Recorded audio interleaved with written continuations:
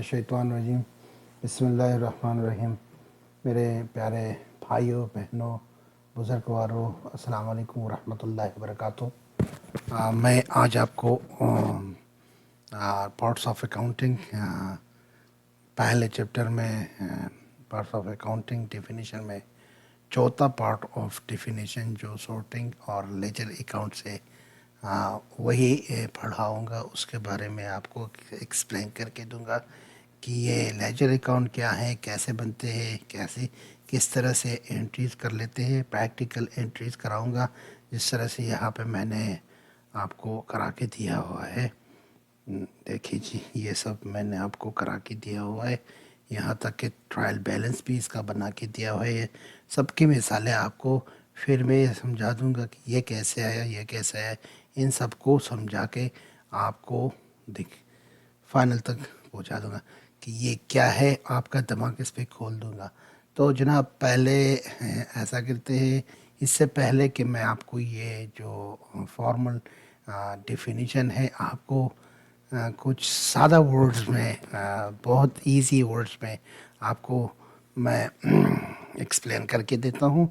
देखिए, ledger account कहते हैं उस अकाउंट को या उन अकाउंट्स को, क्योंकि ये तो एक नहीं होता है, ज़्यादा होता है, जमा होता है, तो इसलिए इसके बजाय वो उन उसको कह देंगे तो बेहतर रहेगा। जब हम सब ट्रांजैक्शन को एक महीने के अंदर जितने भी ट्रांजैक्शन हुए, चाहे 1 2 3 10 11 12 50 100 1000 2000 10,000 लाख जितने भी हुए, उनको बुक्स और अकाउंट्स और जर्नल एंट्रीज़ में हमने उसकी एंट्रीज़ कर दी। तो फिर उन अकाउंट्स में से हर एक अकाउंट को सेपरेट कर लेते हैं। जिस तरह से मैंने इस देखिए ये जो जर्नल एंट्रीज है सिंपल से मैंने आपको बना के दिया हुआ है, वो इसलिए ताकि आप समझ लीजिए। छोटा सा है, सिंपल सा है, आपको समझाने के लिए। उसमें से मैंने ये अकाउंट्स निकाले हैं। देखिए, cash ledger account, capital ledger account, groceries ledger account, gross sales ledger account, rental expenses ledger account, utility bills ledger account, salaries ledger account, ये सब मैंने उसमें से निकाला है। तो इनको अलग अलग करने के लिए इसके देखिए ये समझ लीजिए, ये जो मेरा दाहिना हाथ है, ये लेफ्ट का साइड, ये उसका डेबिट कॉलम है, और ये जो मेरा ये दायां हाथ है, बायां हाथ, सॉरी, ये दायां हाथ है और बायां हाथ, ये जो बायां हाथ है लेफ्ट साइड का, इसमें हम लोग डेबिट लिखते हैं, और दाहिने हाथ पे जो है राइट साइड पे उसमें क्रेडिट लिखते हैं। ये समझ लीजिए। अगर आप नहीं समझते तो अपने दोनों हाथों को ऐसा कर ले, ऐसा कर ले, लेफ्ट साइड को या बाएं हाथ को आप डेबिट समझ लीजिए, और राइट साइड को, राइट हैंड को या दाहिने हाथ को आप, दाएं हाथ को आप वो समझ लीजिए, क्रेडिट साइड समझ लीजिए। तो ये आपके लिए बेहतरीन मिसाल है। उसमें इसमें फ़र्ज़ कर लीजिए, ये देखिए 1 2 3 4 5 6 7 8 9 10 आए, तो उसका टोटल निकाल के ये टोटल अमाउंट जो यहाँ पर आता है उसको हम लोग क्या कर लेते हैं, ट्रायल बैलेंस के डेबिट क्रेडिट कॉलम में लिखते हैं। और इस वाले जो डेबिट वाला साइड है, 1 2 3 4 5 6 7 7 को का टोटल निकाल के डेबिट वाले या लेफ़्ट वाले साइड में उसको लिख देते हैं। तो चलिए जी, आपको पढ़ा देता हूँ और प्रैक्टिकली आपको करा के भी देता हूँ, तो आप समझ जाएंगे कि मैं किस तरह से मैंने आपको पढ़ाया और कैसा लिखा जाता है। फिर भी अगर आप नहीं समझे तो आप कमेंट्स में मुझे सवाल लिख दीजिए, आपके हर सवाल को मैं जवाब दूंगा, और ये मेरा काम रहेगा कि हर रोज़ मैं आपके कमेंट्स देखता रहूँगा। और आपसे रिक्वेस्ट है, प्लीज़ प्लीज़, मुझे तकरीबन 4000 से ज़्यादा सब्सक्राइबर्स और 1 मिलियन तक व्यूअर्स की ज़रूरत है, ताकि मैं अपना इस चैनल को कामयाब बना सकूं। सॉरी, मैं ये आपको जो चीज़ें बना के देता हूं, तो मुझे बैक का प्रॉब्लम है। इस बैक प्रॉब्लम में मैं आपको पढ़ाता हूं।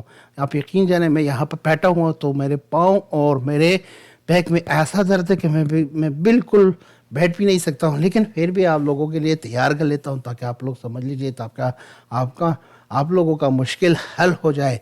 चलिए जी, तो अब पढ़ाई शुरू कर देते हैं। Parts of accounting definition, part number 4, sorting or ledger accounts. Sorting or ledger accounts in accounting refers to the classification. जैसे मैंने आपसे कहा कि ना डेबिट वाले साइड डेबिट पे, क्रेडिट वाले साइड क्रेडिट पे, इसको क्या कहते हैं? क्लासिफिकेशन कहते हैं। और नहीं सॉरी, ये नहीं क्लासिफिकेशन किसको कहता है? हर अकाउंट को जुदा करना। फ़र्ज़ कर लीजिए ये कैश हमने जुदा किया, कैपिटल जुदा किया, ग्रोसरी जुदा किया, इसको जुदा किया, अलग-अलग करके ना इसको अलग किया, अलग-अलग, इसको क्या कहते हैं? क्लासिफिकेशन कहता है। इनको डिफरेंट अकाउंट्स में अलग करना या जुदा करना या अलग करना, इसको क्या कहते हैं? Classification of transaction into different types of ledger accounts. The ledger accounts helps organization financial data and may include, जैसे मैंने आपको पहले बताया, इस पर अपना वक्त ज़ाया करने की ज़रूरत नहीं है। अब चलते हैं each transaction is sorted into the appropriate account so financial reporting becomes clear and more accurate. जब हम इन सब अकाउंट्स को अलग कर लेते हैं, डेबिट को डेबिट वाले साइड में लिखते हैं, क्रेडिट को क्रेडिट वाले साइड में, फिर उसका टोटल जो आता है उसको डेबिट का टोटल डेबिट वाले साइड ट्रायल बैलेंस में उसको लिखते हैं, और क्रेडिट वाले साइड पे ट्रायल बैलेंस की क्रेडिट वाले साइड में लिखते हैं। इससे हमारा जो रिपोर्ट आता है उसमें करेक्ट दिखाई देता है, यानी हमें वो जो होता है परफेक्ट दिखाई देता है, यानी बिल्कुल सही होता है। हमें ये बताता है कि आपने जो एंट्रीज की हुई है, और इसको हम कैसे मालूम कर लेंगे? देखिए जी, मैं आपको बताता हूँ। ये देखिए, this amount should be equal to this amount, there should be no difference of any cent. देखिए इस मकदार का जो ये जो पैसे है, इसका टोटल इस क्रेडिट के टोटल के साथ यकसा होना चाहिए। अगर इसमें 1 सेंट का भी फ़र्क है, फ़र्ज़ कर लीजिए 39,601, मतलब 601 ए का फ़र्क है, या ऐसा हुआ 39,599.009, ऐसा कुछ इस तरह से आया, तो इसका मतलब ये है कि इसमें या इसमें आपने कहीं पे गलती की है। इसको सही करने के लिए या इसको इस्लाह करने के लिए हम क्या करते हैं कि पूरा जो हमारा साइकिल है, ट्रांजैक्शन, जर्नल, लेजर और ट्रायल बैलेंस, इसको देखते हैं कहाँ पे हमसे गलती हुई है, उस गलती को पकड़ के उसको करेक्ट करके उसमें अमेंडमेंट ला के फिर उसके बाद हम ये बना लेते हैं। चलिए शुरू कर लेते हैं लेसन को। हम आते हैं प्रैक्टिकल जर्नल एंट्रीज बनाने के लिए। देखिए, जब मैंने आपसे कहा ना कि ये तो आजकल वैसे टी की शक्ल में आता है, ऐसे लिखते हैं लोग, सिर्फ ये लकीर खींचते हैं, और सॉरी ये वाला लकीर खींचते हैं ऐसे आखिर तक, और फिर एक लकीर ये खींचते हैं आखिर तक, और एक ये लकीर खींचते हैं। उसमें आपको समझ में नहीं आएगा, फिर थोड़ा सा आप गीच हो जाएंगे, आप बोर हो जाएंगे, भाई ये क्या चीज़ है, किस तरह है। लेकिन मैंने टेबल की सूरत में इसलिए लिखा है ताकि आपको समझ में आए। ये अक्सर किताबों में भी ऐसा ही आता है इसकी तरह, लेकिन आजकल मॉडर्न जो ज़माना आया है तो उसमें उन्होंने टी शक्ल का बनाया। मैंने टी का नहीं बनाया। एक तो उसको बनाने में टू बी ऑनेस्ट थोड़ी सी दिक्कत होती थी, किस तरह बनाए, बहुत ज़्यादा समय लगता, वक्त लगता था उस पर। और दूसरी बात ये कि आपको भी समझ में ठीक तरह से नहीं आता था कि आप क्या लगता है। खिड़की खोल दी मैंने थोड़ी सी गर्मी, हालांकि यहाँ पे सर्दी है, बारिश हो रही बार, लेकिन मुझ पर पसीना इसलिए आया कि मुझे थोड़ी सी तकलीफ़ है कमर से, कमर में दर्द है, इसी वजह से मुझे पसीना आया है। तो शुरू कर लेते हैं पहले कैश अकाउंट। कैश अकाउंट में देखिए हमारे पास डेबिट कॉलम में 10,000 और बाहर 12,000 कैसे आया। On the 1st of January 2025 JB brothers ने क्या किया, 10,000 कैश कहाँ से निकाले? कैपिटल, जहाँ बैंक अकाउंट में उनके पैसे थे 50,000 USD, उसमें से 10,000 निकाल के तो उनका कैपिटल रिड्यूस हो गया, या उसके कैपिटल में डिडक्शन आया, या उसका वो जो है कैपिटल अकाउंट उसका जो है वो डिक्रीज हुआ। इसीलिए इनके पास कैश इंक्रीज हुआ। जब कैश इंक्रीज हुआ तो इसको debit column according to rule of debit and credit debit में लिख दिया, और अगर डिक्रीज होता तो यहाँ पर लिख देते जिस तरह से ये मैंने लिखा हुआ है। लेकिन अब ये यहाँ पे एक सवाल पैदा होता है कि भाई ये जो आपने बाय कैपिटल लिखा हो ये क्यों लिखा हो, ये तो कैश लेजर अकाउंट है, चाहिए तो यहाँ पे कैश लिखता। लेकिन नहीं, कानून इसका या रूल इसका इस तरह से बना हुआ है कि इसको वो सोर्स का जो जिस सोर्स से आता है वही लिखते हैं। ये पैसे हमारे पास कहाँ से गए, तो कैपिटल सरमाया से या कैपिटल से हमारे पास आया, तो इसीलिए लिखते हैं by capital account we receive these $10,000 by capital account. उसके बाद आते हैं दूसरा जो जेबी ब्रदर्स है, तो उन्होंने 27 तारीख को बैठ के कहा कि भाई चले देखते हैं इस महीने में हमारे फरोशात कितने हैं या हमारे सेल्स कितने हैं। उन्होंने पता लगाया कि $12,000 के हमने ग्रोसरी सेल किए हुए हैं। तो यहाँ पर उनके पास कैश आया, किस चीज़ पे, कैश सेल्स फरोशात से ये 12,000 आए। इसीलिए हमने इसको इंक्रीज इन कैश और asset as recorded as debit record किया। फिर इन दोनों का टोटल निकाल दिया तो 22,000 बन गया। अब आते हैं क्रेडिट वाले साइड पे। क्रेडिट वाले साइड में हमारे पास 4 ट्रांजैक्शन है, ये 1 2 3 4। ये 4 ट्रांजैक्शन में कैश क्या हुआ है, क्रेडिट हुआ है, कम हुआ है। इसके बदले में हमने 7,500 दिए तो ये क्या हुआ, डिक्रीज हुआ और क्रेडिट में लिख दिया। इसके बदले हमने 800 दिए हुए, डिक्रीज हुआ, कैश क्या लिख दिया, क्रेडिट कॉलम में। इसी तरह से इसके बदले में 300 दिए तो हमारा कैश कम हो गया, क्रेडिट में लिख दिया, डिक्रीज हुआ क्रेडिट में according to rule of debit and credit, decrease is recorded as credit. फिर सैलरीज $9,000 दिए तो वो भी डिक्रीज हुआ, यहाँ पर लिख दिया। अब आते हैं एक्सप्लेन कर लेते हैं। अच्छा, जनवरी 2, 2025 को जेबी ब्रदर्स ने होलसेल मार्केट में जाके $7,500 का वो ग्रोसरीज लिया। ग्रोसरीज का मतलब क्या है, दुकान में जो सौदा होता है वो ले लिया। जैसे उसमें जैसे आटा है, चीनी है, पाउडर है, टूथपेस्ट है, दाल है, जिसको लोबिया हम लोग कहते हैं, आप लोग पता नहीं क्या कहते हैं, रहता कहते हैं, क्या कहते हैं मुझे हकीकी मालूम नहीं है, लेकिन अंग्रेज़ी में बीन्स कहते हैं।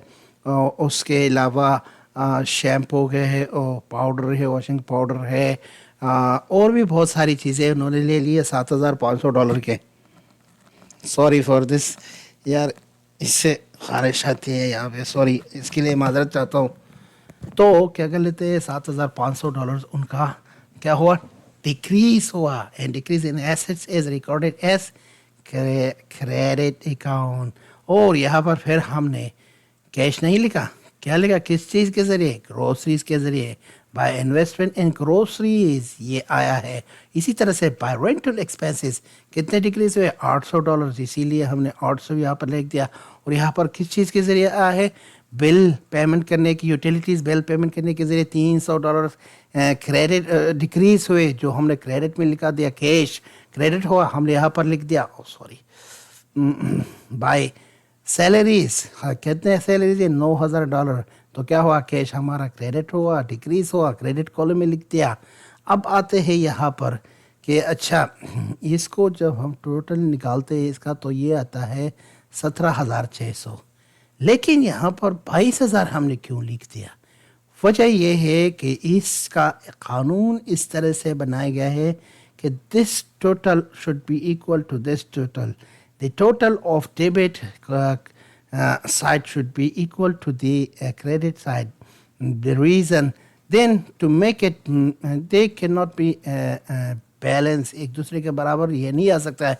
बराबर करने के लिए हमने क्या किया, 22,000 में से 17,600 निकाल के तो बैलेंस के तौर पर हमने यहाँ पे क्या लिख दिया, $4,400 बैलेंस लिख दिया। इसीलिए हमारा ये जो अमाउंट है ये बैलेंस हुआ है। जब हम ये एंट्रीज क्रेडिट कॉलम में लिखते हैं तो ये 22,000 नहीं लिखते हैं, बल्कि 22,000 में से 4,400 को डिडक्ट करके क्या आता है 17,600 लिखते हैं, और इसमें इन दोनों को जमा करके सम इसका निकाल के 22,000 वही लिखते हैं। प्रैक्टिकली मैं आपको दिखाता हूँ कि हमने क्या किया है ट्रायल बैलेंस में। ये देखिए जी, ट्रायल बैलेंस में 17,400 क्रेडिट हमारा आया और 22,000 के कैश आया। कैश अकाउंट डेबिट 22,000 और क्रेडिट 17,600 17,600। इसी तरह से सब अकाउंट को हम सेपरेट कर लेंगे। तो जनाब दूसरा है हमारे पास कैपिटल अकाउंट। अब कैपिटल अकाउंट ये भी एक तरह का एसेट है, लेकिन हमारे बैंक में 50,000 हमारे पास, या सॉरी जेबी ब्रदर्स के पास $50,000 थे। $50,000 में से उन्होंने क्या किया, सॉरी फॉर दिस, उन्होंने क्या किया, उन्होंने $10,000 निकाले जो उनका कैपिटल डिक्रीज हुआ, और कैपिटल जो है वो एसेट है and decrease in asset is recorded as credit, that's why here he came 10,000। लेकिन फिर इसको इसके साथ बैलेंस के लिए करने के लिए हमने लिख दिया 10,000 इस साइड पे। अब जब हम इसको ट्रांसफ़र कर लेते हैं ट्रायल बैलेंस के लिए तो क्या कर लेते हैं, इस 10,000 में से ये 10,000 निकाल के यहाँ पर ज़ीरो हो जाता है। मतलब हमारे डेबिट कॉलम में ट्रायल बैलेंस में कुछ भी नहीं लिखा जाता है, लेकिन यहाँ पर 10,000 है, सो इसको हम क्रेडिट कॉलम में ट्रांसफ़र कर लेते हैं, जैसे यहाँ मैंने किया हुआ है। ये देखिए कैपिटल अकाउंट डेबिट 0 क्रेडिट 10,000, क्योंकि ये पैसे कम हुए हैं। 50,000 में से 10,000 डिक्रीज हुए एंड डिक्रीज एंड एस in assets is recorded as credit. अब आते हैं तीसरे अकाउंट की तरफ, ग्रोसरीज इन्वेंटरी अकाउंट। क्या किया, जेबी ब्रदर्स ने जाके 2 तारीख को मार्केट में जाके होलसेल मार्केट में $7,500 का ग्रोसरीज लिया, लेकिन फिर यहाँ पर कानून के मुताबिक हम ग्रोसरीज नहीं लिखेंगे सोर्स बाय कैश। किस जरिए से आया, कैश के ज़रिए से हमारे पास 7,500 आया। ये क्या हुआ, डेबिट हुआ। Increase in assets is recorded as debit. यहाँ पर चुन हमारे पास कुछ भी नहीं है, इसको इसके बराबर करने के लिए हमने यहाँ बैलेंस 7,500 लिख दिया। अब इसको ट्रांसफ़र करने के लिए यहाँ पर कुछ भी नहीं है कि इसके साथ जमा कर ले 7,500 को, तो वही 7,500 लिखते हैं debit column of the trial balance. लेकिन in the credit column of trial balance we deduct this amount from this 7,500 minus 7,500 is equal to 0। यहाँ हमारे पास कुछ भी नहीं है, तो क्रेडिट कॉलम में हम कुछ भी नहीं लिखेंगे, जैसे मैंने यहाँ पे लिखा है। ये देखिए ग्रोसरीज अकाउंट में 7,500 आए हैं और यहाँ पर कुछ भी नहीं है। क्यों नहीं है, कि कोई ट्रांजैक्शन ही नहीं हुआ कि हमारे पास 7,500 क्रेडिट हुए हों। इसके बाद आते हैं चौथे नंबर पे। चौथा नंबर किस चीज़ का है जनाब, gross sales of groceries ledger account. इसमें हमने क्या क्या, ये जो जेबी ब्रदर्स है इसका ये नंबर भी मैंने यहाँ पे भूल किया, नहीं यहाँ पे नहीं होता है, सॉरी ये यहाँ पे तो ट्रांजेक्शन नहीं हुआ है तो कैसे नहीं नंबर लिखेंगे, सॉरी। देखिए जी फोर्थ अकाउंट जो ग्रोसरी सेल्स में है, तो एक महीने के अंदर ये जो 12,000 के वैल्यू या 12,000 कीमत की ग्रोसरीज है वो उन्होंने सोल्ड किए, वो उनसे माइनस हुए, उनकी दुकान से निकल चुकी हैं, इसीलिए उनके एसेट में डिक्रीज हुआ, उनके ग्रोसरीज में डिक्रीज हुआ। इस डिक्रीज को हमने क्रेडिट कॉलम में लिख दिया according to the rule of debit and credit. Decrease in asset is recorded as credit account, that's why we write it in here 12,000। यहाँ पर इसको इसके बैलेंस करने के लिए हमने माइनस क्या करते हैं, बैलेंस अमाउंट 12,000 लिख दिया। अब जब इसको हम ट्रांसफ़र कर लेते हैं ट्रायल बैलेंस अकाउंट में, तो क्या कर लेते हैं, इस 12,000 में से ये 12,000 डिडक्ट करके कितना आता है हमारे पास, सिर्फ 0। यानी debit column of the trial balance is 0, nothing have to written there, उसमें कुछ भी नहीं लिखते हैं। पर क्रेडिट कॉलम में हमारे पास 12,000 आता है, इसीलिए हम 12,000 लिखेंगे जिस तरह से मैंने यहाँ पे लिखा है जनाब। ये देखिए क्रॉस सेल्स हमारा जो हुआ है, ये नहीं, हमारे जो दुकान में जो सौदा था वो $12,000 का कम हुआ है, हमारे एसेट डिक्रीज हुए हैं 12,000 वैल्यू के, so decrease in asset is recorded as credit. वो जो उसका टोटल था यहाँ पर हमने ये लिख दिया 12,000, जितना भी टोटल आता है। सिर्फ ये याद रखिए यहाँ पर जो भी अमाउंट लिखते हैं हर अकाउंट का टोटल लिखते हैं, ये नहीं लिखते कि उस अकाउंट में एक एक को निकाल के यहाँ पर लिखते हैं, नहीं नहीं नहीं नहीं।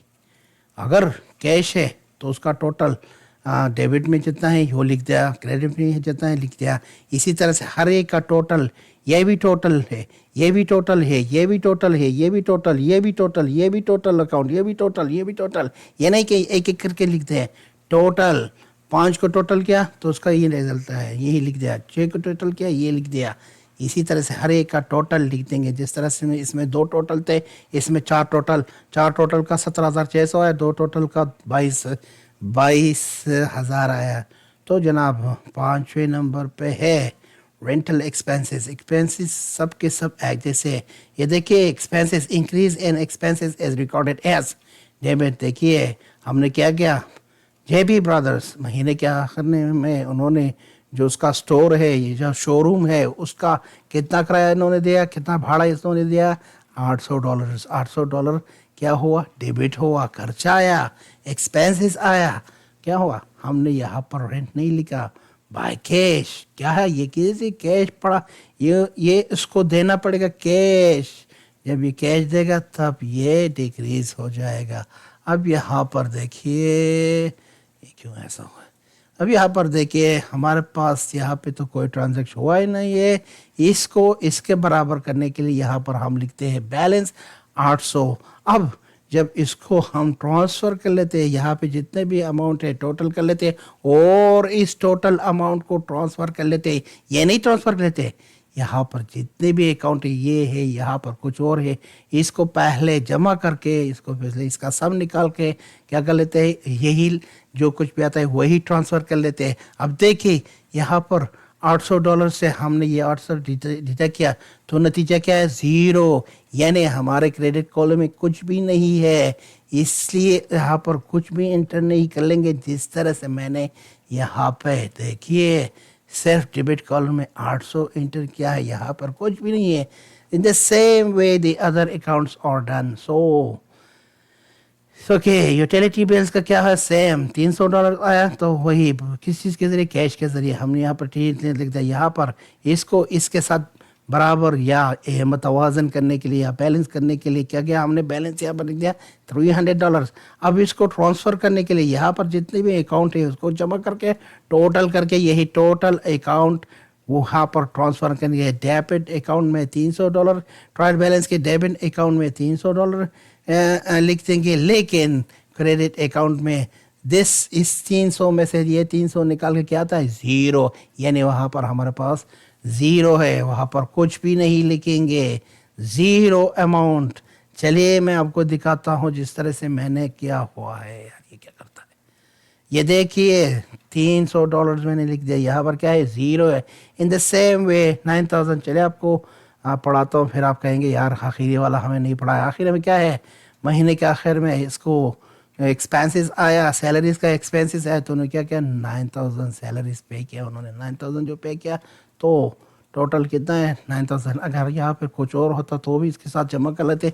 ये याद रखिए जब आप इसको ट्रांसफ़र कर लेते हैं, ये टोटल अमाउंट ट्रांसफ़र कर लेते हैं, ये वाला नहीं, टोटल अमाउंट। और यहाँ पर आते हैं इसको इसके बराबर करने के लिए यहाँ पर हम लिखते हैं 9,000 बैलेंस।